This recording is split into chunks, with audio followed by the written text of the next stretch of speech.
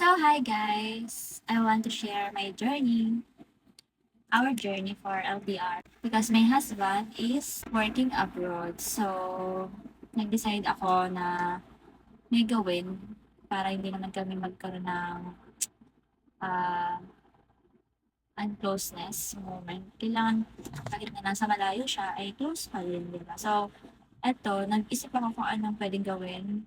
And ito yung naisip ko, ipapakita ko sa inyo. So, ito nga pala yung aming GC, start nang umalis siya. Meron talaga kaming family GC, pero iba pa din yung kami lang talaga. Strong family since 2014. So, nagkakilala kami ng aking hubby noong 2012, and then nagka-baby kami is 2014, kaya 2014 yung nilagay ko dito. So, ito yung aming GC. So, ayan. Ito yung aming GC, and ito yung naisip kong way para may closeness pa din. And hindi lang ako yung lagi nag-update. So, ito yung reminders ko.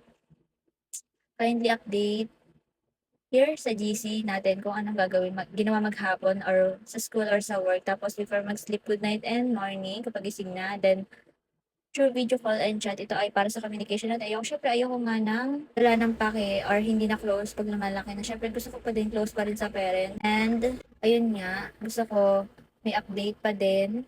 So, lalo na kapag may problema sa school or kung ano man magsabi na, especially kay kuya kasi siya yung mas nakakatanda. So, tas any concern, syempre dapat no lies, no secrets. So, yan. Ako nag-decide niyan. And then, ito, in-update ko. So nagugas siya tonight ng pinggan. Pero matagal ko na siyang tinuruan. Nandito pa lang si dad. So, another reminders ko naman magkwento habang naka-video kung anong ginawa maghapon. So, ito naman ay bago matulog. Tapos, ayan, isasend dito sa GC. And then, kapag Saturday, syempre no class. Mag-ayos ng damitan niya. Basta yung mga kailangan niyang gawin as nagbibig na siya. So, ayan. Tapos yung mga reminders ko dito sa bahay namin na dapat siya ang gumagawa, hindi palagi ang lola niya kapag wala ako.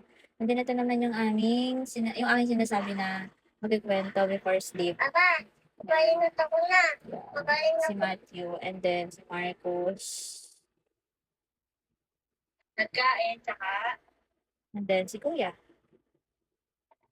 Ayan. Ito yung sinasabi ko. Ayan dapat yung magiging assignment namin palagi.